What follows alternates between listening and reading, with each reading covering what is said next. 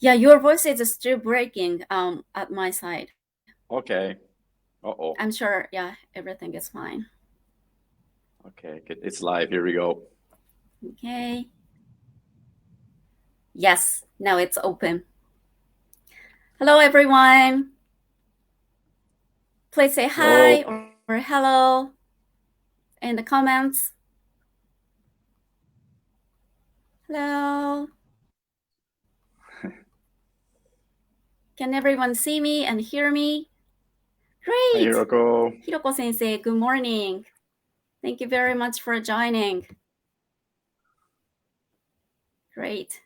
Hi, everyone. Thank you very much for joining us today. Please give us a hi or hello in the comments and let us know where you're joining us from today. From Tokyo, maybe from Thailand. Please let us know where you're joining us from. Oh, good morning. Hello. Good. Yeah, now it's live. I can see. Great. Good morning. Hello. Hi, everyone. Please give us a hi or hello in the comments. Oh, nice to see you from Thailand. Thank you very Thailand. much. Excellent. Vietnam. Wonderful. Hi from Vietnam. Wonderful. Great. Great. Thank you very much, everyone. Welcome to our Facebook Live session today. My name is Naoko Ashikawa from Oxford University Press, Japan, and I'm joining from Tokyo today. And I'm so excited to have many teachers from different places in Asia here. Okay, so during the event, please feel free to share your experience, comments, and questions in the comments. And we'll try to pick them up as many as possible. However, there may be a lot of questions, so we apologize if you're not able to get all of them. Okay, so today we have something new, which is the e-badge system and the certificate of attendance provided by us by a new platform.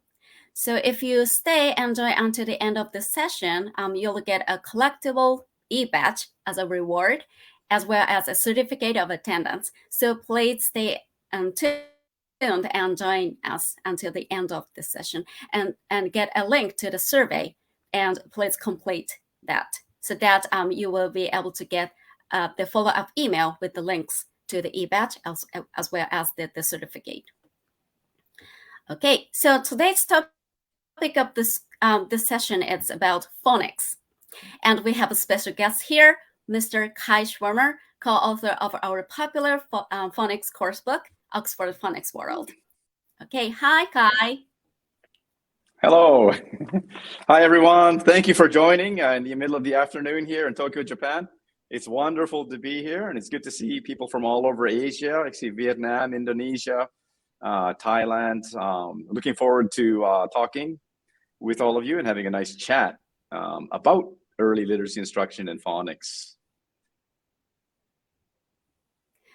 Okay, thank you very much. Great.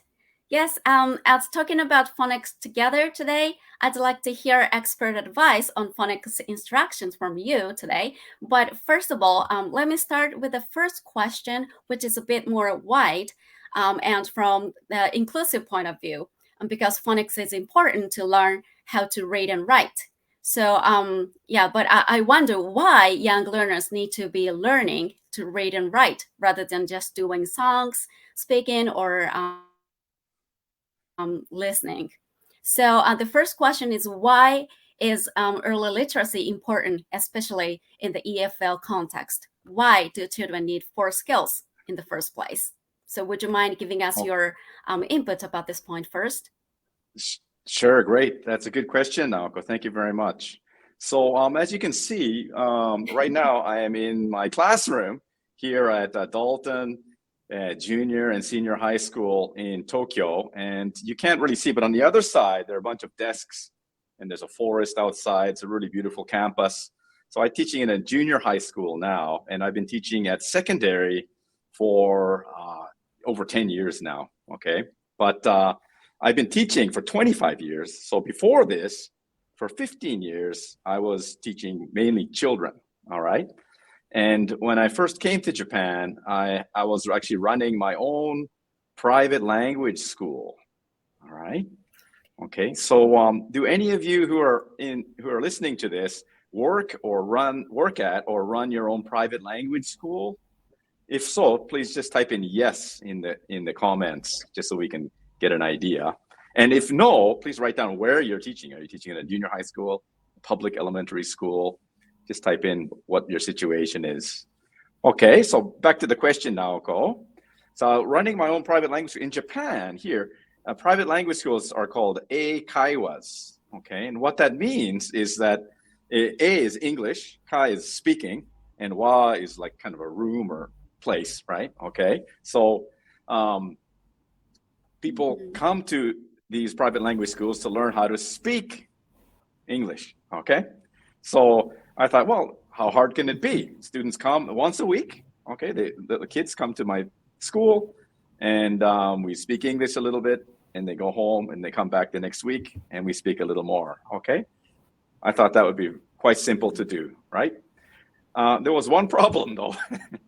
The students would come back the next week, and they would forget most of what they were supposed to have learned last week, even though, you know, they were practicing digitally at home and all that, right? So I found like over half of the material that they learned just by speaking, they would forget, okay?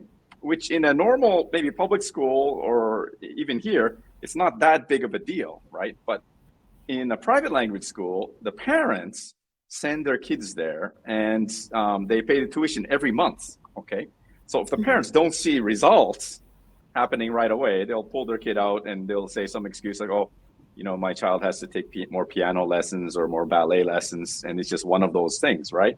So the pressure to get stronger results is much greater in a private language school kind of situation, right? Okay, so we had to find a kind of a solution to that. And I came across the work of another private language school owner here in Japan by the name of David Paul, who we became friends later on. And I helped run a teaching association with him in Osaka. And in his research, he discovered that students who learn 4 skills tend to internalize and remember the material, okay? More so, he interviewed a bunch of students, and the students that had actually internalized and learned the language were the students who were learning all 4 skills. This is in Japan, right? So I'd imagine in other EFL contexts, it's a similar situation, right? Okay, especially if the students aren't in an environment where they're surrounded by English, right? Like in Japan. And here they're only studying, for example, like once a week, right? In Korea, maybe every day, right? In Vietnam, every day as well, right? But even in those situations, in order for the students to really internalize and not just forget the language, learning all 4 skills is important. So I started using all 4 skills, and in terms of results, there was a massive difference, right? And okay, and then from a teacher's perspective as well, in the classroom, another big advantage is that as the students were doing the work, because they were writing, you could actually see for yourself immediately whether or not the students actually understood the material or not through their writing, right? Okay, so those 2 reasons in an EFL context are quite important, right? Okay, all right.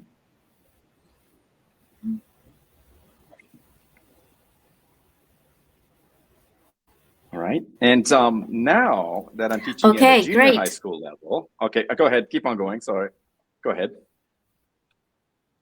Oh, that's fine. Yeah, please go ahead. Okay, yeah, so now that I'm teaching at the junior high school level, so for example, here at Dalton, we have 2 types of classes, English A and English B. So English A is taught by a Japanese English teacher, and they have 4 lessons a week. And English B, and I'm in charge of the whole English B program here at Dalton, is mainly focused on output, right? Speaking and also writing as well, right?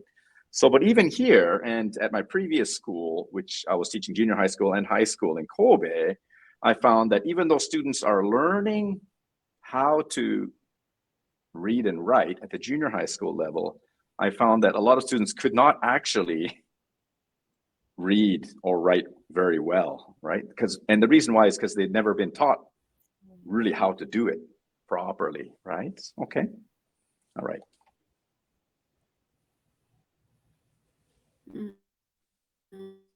I see. Great. So you kindly tell us why early literacy is important, as well as Yeah. the importance of teaching four skills at very the early stage. Yeah. So then now I'd like to learn more about the phonics instruction itself. So would you mind explaining what phonics is and how it can support early literacy? Okay, good. That's another good question, Naoko. So, going back to the example I just gave in the junior high school and high school, even some of the better students I found had difficulty actually reading, right? Okay. And for example, especially words that they'd never seen before. They would, for example, if they were asked to read something aloud, they'd stop at a word that they'd never seen before and they wouldn't know what to do, right? And what that taught me was that, or what that showed me was that the way they had been taught to read was by memorizing each word as kind of a picture, right? Similar to the way that they in Japan, they have the Chinese characters or kanji. They just learn this kanji is this word, right?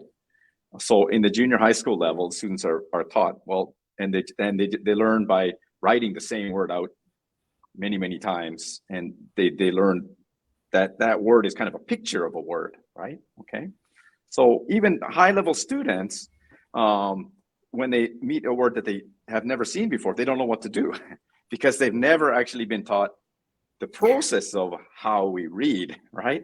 Which is we look at the first letter and decode that to the sound and decode from left to right, synthesize left to right, and then we sound that out, and that's reading, right? Okay, but they're actually never taught how to do that, even at the secondary level here in Japan, right? Okay, and that's where phonics comes in.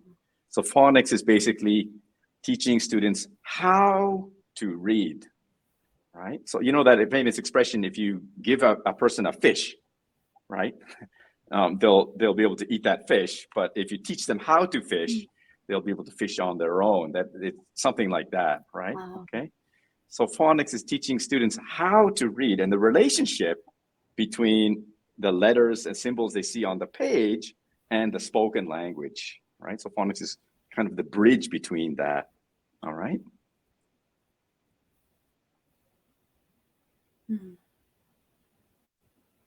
Okay, great. So the phonics is it's a kind of a link between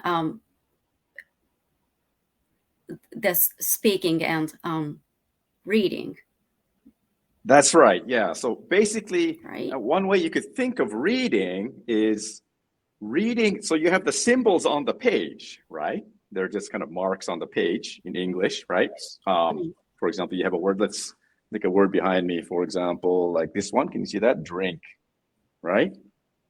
Okay. But if I don't know that this is d, and this is this is e, this is n, and this is k, there's no way for me to read this word, right? Okay, right? But if I've learned the r, I, nk, and learn how to blend those from left to right, okay, then even though I've never been taught this word before, the students can read this. And actually, in my junior high school classes, for example, if we go through the entire 26 letters of the alphabet, each individual sound, right? And I'm just teaching them the individual sounds. We're just learning the individual sounds, okay? We're not reading any words yet. okay? And at the end of that, I have these posters up on the wall. I don't know if you can see them. I have from A to Z, all the way across. And I walk up to the poster and I say to the students, now you can read all of these words, right? And I just did this a couple of months ago. And the students were, what? No, we can't. Those are long words. We can't read that. And I said, okay. And I pointed to this word, for example. And the students knew this, and then I blended it. Oh, drink. Oh, 11. Oh, economics, right? Okay. So even these longer words, the students could sound them out, right? Okay, right? So just by learning the 26 letters and the most common sounds they represent, it opens up an entire new world of words that they are able to read, right? To sound out. And then, of course, whether or not they know what economics means, that's a different issue altogether, but they're able to look at the word and sound it out, right? Okay. So phonics is that process of reading. So reading is taking those symbols and converting them into sounds. Okay. And then writing is the opposite, where I have the word in my head, and I want to put it down on paper, right? And that's called encoding. So decoding and encoding, right? From print to sound to print, reading and writing. So phonics is I guess, the bridge between those two, right? Okay, that makes sense. Mm-hmm. Yeah, great. Yeah, I really understand. Great. Great. So as you mentioned, it's really important to teach phonics to let students read and understand the individual sound of each letter. I guess there are so many different ways to teach phonics instruction.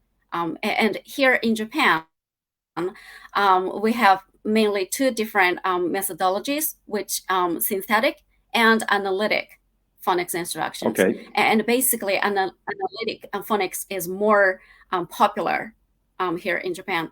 So would you mind giving us an idea what's the difference is between those instructions and strengths or benefits and weaknesses of each two? Good question. That's a very good question, right? So rather than trying to explain it, because these are kind of technical terms, how about if I just show you? Is that okay?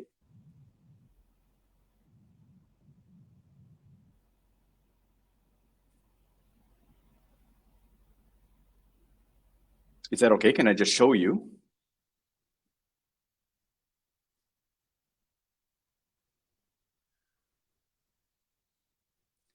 All right, so I'm going to share my screen. Okay, good. I'll share my screen here. Hold on.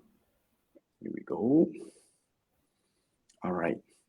So first, can you see that? Okay. All right. Okay, can you see that screen okay? All right. Yes, I can see your screen now. Okay, great, fantastic. Okay, so before I show you, probably the most important document or research that was done on synthetic and analytic phonics, and actually phonics as a whole, was done in the UK, okay? And the most important, or the biggest, most influential report was called the Rose Report, which was published by the Ministry of Education in the UK, okay, by Sir Jim Rose. And in that report, they looked at the best schools and the best approaches, and they decided that phonics was the most appropriate, the best way of teaching early literary instruction in the UK, right? This is not in an EFL environment, right? Another report is the one I'm showing on the screen right now, called Reading by 6, okay? So this is by 6 years old, early literacy instruction in the UK. And in this report, their main recommendation was that, if you can read this here, systematic synthetic phonics, right? Okay, so not an analytic approach, a systematic synthetic phonics approach. So this is the government, the Ministry of Education, after a massive research project, right, recommended systematic synthetic phonics approach for early literacy instruction in the UK to native speakers, okay, right? Okay, so the research says that systematic synthetic phonics is the best approach, right? Okay. So basically the difference is a synthetic phonics approach looks at the individual sounds and starts from there, right?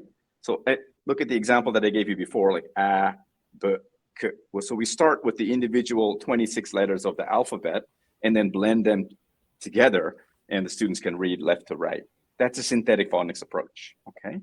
So what an analytic phonics approach it does is it looks at the whole word first and then looks at patterns in the words, okay, right? So let's have a look here. These are two examples from Oxford Phonics World.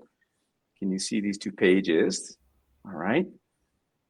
So if you look at the page on the left, page 4, right, you can see there's a farmer holding an apple. All right. This is from book 2 in Oxford Phonics World. Okay. And this is a synthetic phonics approach. Okay. And if you look on the right page where it says analytic phonics, this is kind of, it's actually a synthetic approach, but it looks like an analytic phonics approach. Okay, where you have am, right? So now, looking at these two, can you tell me your opinion? What do you think is the difference between these? If you're looking at the vocabulary and the approach to reading, you see? So synthetic phonics is it's first of all you learn each individual sound of the letter, and then put all of them together to make a word. That's right. That's and right. Yes, right. So for example, analytic, go ahead. Oh, sorry. Right. So analytic. So with the analytic, right. So you can see on the left side, so the vocabulary is cat, ant, yak, and axe, right? And on the right side is ram, jam, yam, and dam. So with the analytic approach, all the am kind of word family, that's what they're called for people that do analytic phonics, they're the same, right? And the students just blend in that first r, j, y, and d, right? Okay, right? Okay, but if you're actually reading, right, how do you read? Right, you read from left to right, right? Okay, and blending in each sound and each of you're decoding and blending in each sound from left to right, right? So when you're actually reading, you're actually doing what synthetic phonics teaches, right? Does that make sense? Okay, so a synthetic phonics approach, students are able to read cat, ant, yak, axe. If students are using an analytic approach only, they're going to have a hard time with cat, ant, yak, and axe if they haven't learned those word families, you know? Okay, right? Right, that's one. And two, an analytic approach is not actually how we read. We read from left to right, right? And we sound out, decode.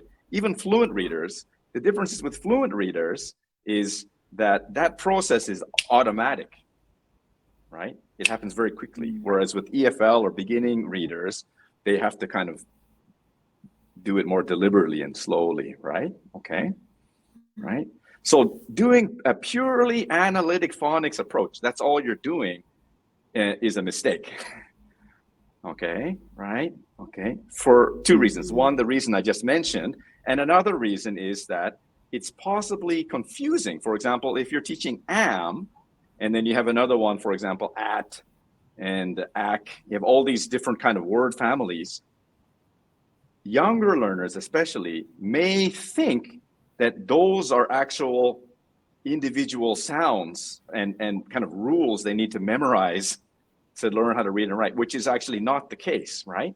So if you look closely at the right page, we were very careful, even though it looks like an analytic approach, we were very careful to show it's a plus equals am, right? So it's not am as a unit, it's a and m together, right? Okay, so they've already learned a and they've already learned m, and we're just putting together, and all we're doing is blending in that first initial consonant, r or j, y, and d. And in Asia, this process is very, very useful, right? So an analytic approach is useful for students just for doing that, because then now the students don't have to worry about decoding the whole word. They can just focus on, especially here in Japan, where it's kind of a syllable based, right? There's ka, ki, ku, ke, ko. Everything has like it's a consonant and a vowel, right?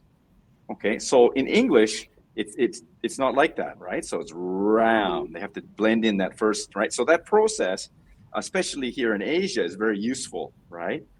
But we start with a synthetic phonics approach. So first we introduce cat, ant, yak, some kind of different patterns, and then reading left to right. And then after, we just practice blending in that initial sound, right? So taking the strengths of a synthetic phonics approach and using that approach, it's not actually an analytic phonics approach. It looks like one, but taking just the strengths from an analytic approach and helping the students blend in that first consonant, it makes it a little easier for them, both in terms of reading and in terms of pronunciation, right? Does that make sense? But just doing an analytic approach from the very beginning is a mistake, right? And it could actually be harmful, in my opinion, to early readers, right? Okay, for the reasons I mentioned. All right.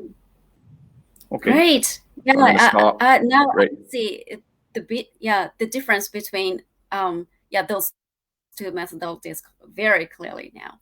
And Okay, as you great. mentioned, and I wrote some pages from the Oxford Phonics World. And Yeah. as I mentioned and introduce you to the audience, you are the co-author of our popular phonics course book, Oxford Phonics World. And would you briefly tell us more about the fundamental philosophy of the course book a little? And maybe some Okay, behind the great. scenes episode as well. Oh, sure. Yeah. No problem. Yeah. So, right. So in writing the book, we were aware that an analytic phonics approach, for example, is quite popular in Asia, not just in Japan, but all around in China as well, and Korea, right? I'm not sure what the reason is for that, right? But the research, especially in the UK, right? And there are two people that actually are involved with Oxford University Press in the UK, Ruth Miskin, who wrote the Read Write Inc. Series, which is used widely across the UK in primary schools, and Debbie Hepplewhite, who helped develop the phonics component of the Oxford Reading Tree, right? And they are the two kind of main proponents, maybe in the world, of a synthetic phonics approach, right? And I've studied with Debbie Hepplewhite as well, right? So her online courses, and I followed her work quite closely, right? So I'm not really sure why an analytic approach is popular in Asia, but so the challenge for us was to create something that would be a synthetic phonics approach, but take the strengths and be an easy transition from teachers in Asia, especially who are used to an analytic approach, and make it actually work. And in terms of results from teachers and comments and my own students, I'm still teaching phonics even at the junior high school level here in Japan. Is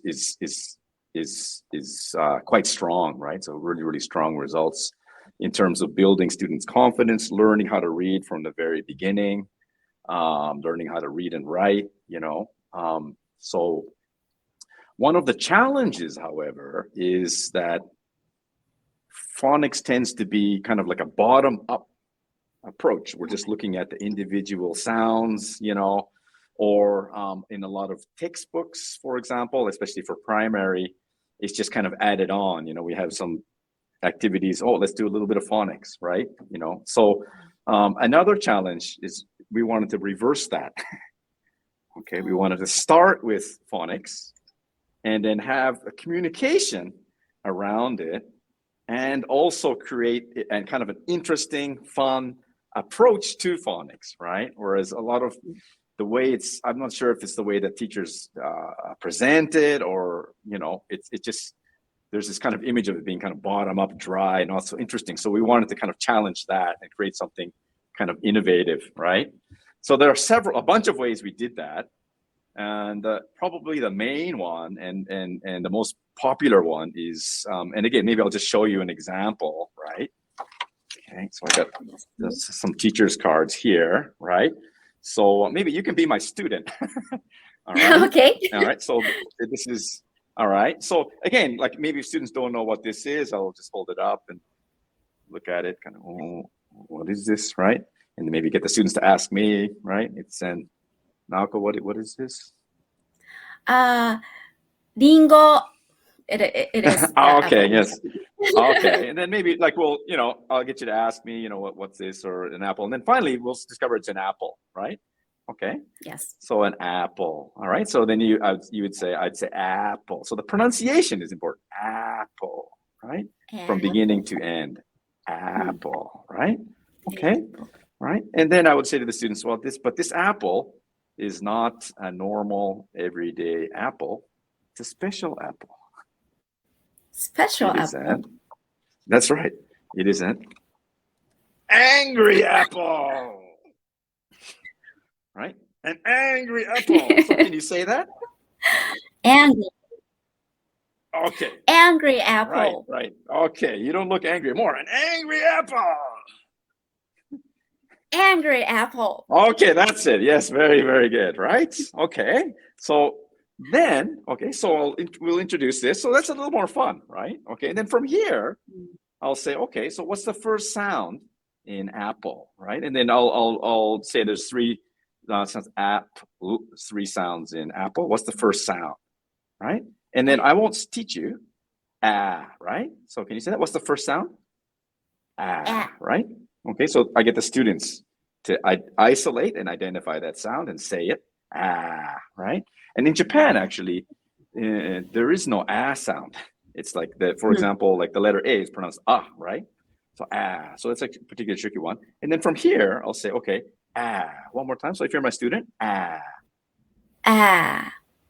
it's, and then so I'll have it. So the sound that you're saying, if it lands on the page, looks like this. Okay, right? So the approach is we start off with just some vocabulary. Wow, an angry apple. Isolate the sounds, and then you say the sound, and then if the sound were to land on the page, that's the process of writing. It would look like this, right? Okay. So from sound to print, right? So the sound is important, getting the sound right, okay? So that process is, as far as I can tell, no other phonics course has that process from starting with the sound, right? Okay, a lot of teachers will start with this letter and say A. This is apple. A says something like that, right? Okay. But what that tells the student is that the sound is in here, right? Okay. But it's not. The sound is in us. Okay. Right? So the phonics is the sound on paper. Right? Okay. Or written text is the sound on here. So apple, So that process, that's kind of the foundation of this course, right? And this work is actually based on the work of one of my mentors, a guy by the name of Peter Warner, who had his own private language school in Nagoya as well, right? Okay, and I think Debbie Hepplewhite as well has a similar kind of, so that's the foundation, right? So starting with the sound, okay. But even just starting like this with an apple, it's not really that communicative, right? Okay, right? So I actually would not start a lesson like this, and I don't. Okay, and I wouldn't recommend it for other teachers, right? Okay, so this comes a little later in the lesson. So what kind of communicative thing could we do to start a lesson? Naoko, what do you think? If teachers that are listening or watching, maybe write in the comments, what kind of communicative activity, not just vocabulary, could we introduce, could we start a lesson with? Right. Find something in the room, for example, like okay, that's right. Some words or pictures on the wall, on the poster on the wall, or that's right, 100%. Yeah, we could do that, right? Okay, that's right. So we could do lots of activities like that. But even that, just vocabulary, right? So what I do is, and what I would recommend here, and this is another foundation of Oxford Phonics World, and one of the reasons why I think it is so popular is, can you see my screen here? I'm sharing it Okay, now. please. Can you see that? Okay. Is It takes telling a time. story, right? Okay, is Mm. it loading? You see that? Okay. Yes, I can see it So now. yeah, so generally I start my lessons with a story. Okay, right? And then Naoko, your idea was very good. And so for example, we would just tell a story, right? Let me see if I can get this. So this is a story. There's a man, he's at the dam. We don't have time now really to go into the story, but and you can ask the students, what do you see in this picture? A van, right? What's in the van? A fan and some kind. What's he doing? A picnic. We can do all kinds of, depending on the level of the students, right? And look, there's no written text here, right? I've whited out all the written text. What does he have in his hand? Right? And my students here in Japan would say yamaimo, right? I say, yes, it's a yam, right? And a can in his right hand, right? And what's in the basket? A jam, right? And so we can make jokes about it, and we can say, for example, like, where does the power for his fan come from, right? Yeah, does he have a long extension cord? Does he have giant batteries? Okay. And why is he having a picnic by himself? Oh, who are these? So we tell a story together, right? No text. This is just orally. Okay. And then at the end, oh, there's some ants, right? What do they want, right? They want the yam, maybe, or they want, and then I'll ask the students, how does this story end? Right? So we've looked at, there's 3 parts, 1, 2, 3. And with the story, there's a 4th part. That's the ending, right? How does the student end? And then I'll say, oh, to be continued. Right? Okay, so the students have to wait till the end of the unit or the end of the lesson to find out the ending of the thing. And from here, just like you suggested, I would use the story and say, okay, for example, in this case, like where's the can in the story? And they have the story in their book and they point to it, or I could have it around the room, right? Okay. And from here, we would introduce the vocabulary, right? For example, this is a story from book 2, but in the story in book 1, there's an apple, a bear, an alligator, and a cat, right? And I would introduce there, okay, what's this, an apple? So they learn this in the story, for example, right? So starting with the story, and from there, introducing the phonics and going through the process that we just did now. Does that make sense, Naoko? Yeah. Yes, exactly. Right. Great. Okay. Yeah, Right. so, And in addition to this, right. So go ahead. oh, sorry. Yeah, please go ahead. Yeah. So in addition to the stories, also having like songs and chants and games, board games, and that get the students to practice the language, but in a kind of a communicative context, right? Okay. So a lot of other courses, it's communication and a little bit of phonics, right? Okay. With Oxford Phonics World, we've tried to reverse that, have it phonics, but as they're doing it, communication through songs, through stories, and then there are chants and stories, and in this chants and stories, there are communicative language targets that are taken from other Oxford University Press titles like Let's Go or Everybody Up and things like that, and they're learning that through. So having a communicative context and kind of making phonics communicative, engaging, and fun, right? Not feeling like, oh, like a drill or something like that, right? That was the biggest challenge for the course. And writing these stories was really, really hard. Like, a lot of phonics kind of decodable stories are really boring, to be honest, right? So making stories that were, I wouldn't say they're super interesting, but less boring was a huge challenge. And so, I've been writing stories and comics and things like that since I was a child. And so for me, this was a really fun project. And then Craig Wright, my co-authors, Craig Wright and Julia, Craig they had some amazing ideas. He wrote on the Dolphin Reader series. So the storytelling aspect of Oxford Phonics World is, in my opinion, one of the strongest aspects of it. And that's to me, that's beyond the work, starting from the sound. Beyond that, that's kind of the second foundation, right? And the songs as well. We don't really have time to go into it today, but Lori Dane, who was a teacher in Japan for 20 years and an award-winning musician, she did the songs as well. And that's another whole, I could do a whole webinar just on that as well, right? Okay. So focusing on communication, stories, songs, games, and even introducing the phonemes and graphemes, the letters and sounds, right, in a fun way, using these characters, the angry apple. We have, let's see what, I've got some other ones here. Right, cool cat, right? All these different characters, right? And making it more engaging, as engaging and fun as possible, right? And the students learning to read and write the whole way up, right? Okay, does that make sense? Yes. Yeah, I Okay. really like the idea to using some picture books or readers. Yeah. Because it will be very yeah. helpful to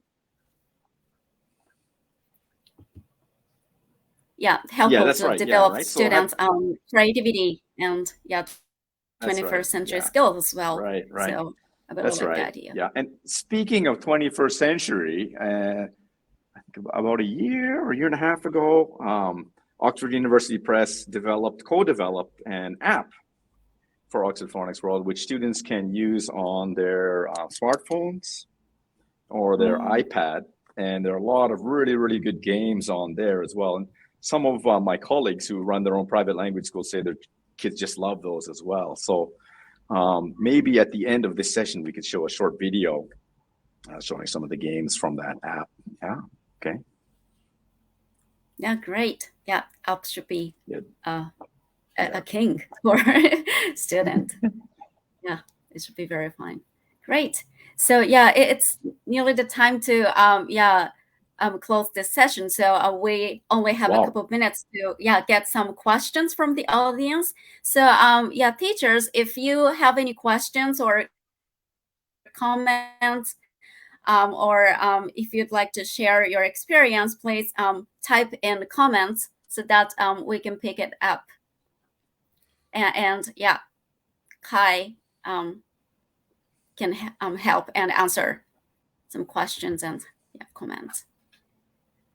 Maybe we can see some comments. One teacher said, I use Oxford Phonics World to teach my students. Thank you very much. Oh, great.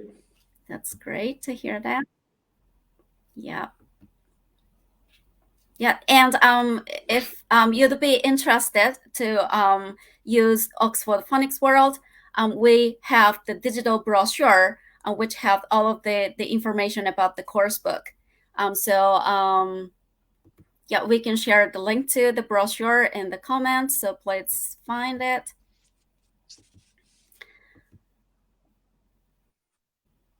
Yes, please.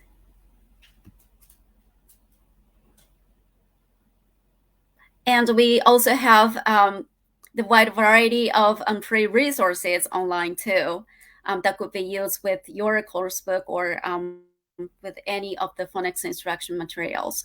So please go visit our website to find more about it. And I hope that you can use it for your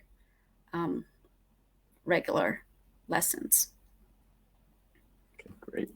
So we don't see any questions from the audience at the moment. Okay. So maybe I will enjoy a short video with you, Kai. Yeah, thanks. Yes. Okay, I don't know if you can see it. Can you see the video? Yeah, I can see the screen. So please try to great. play it. Yeah, so I'm not sure if the sound will be able to, if people will be able to hear the sound or not because of my PC settings. But we'll just play. It's about a minute long, so if you can just watch. These are scenes from the actual app, Oxford Phonics World app, which was recently developed and released by Oxford University Press. So I'll just play this real quick. It's about 1.5 minutes long. Here we go.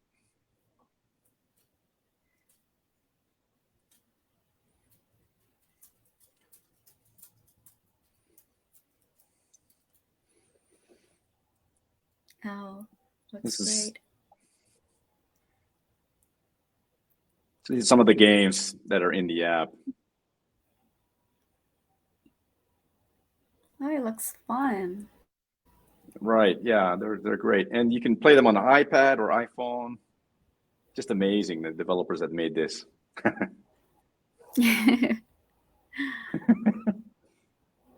Oh.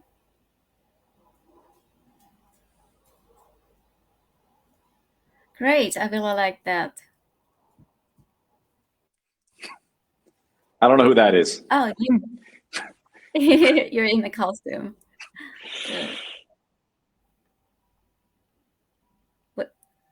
What's the character's name?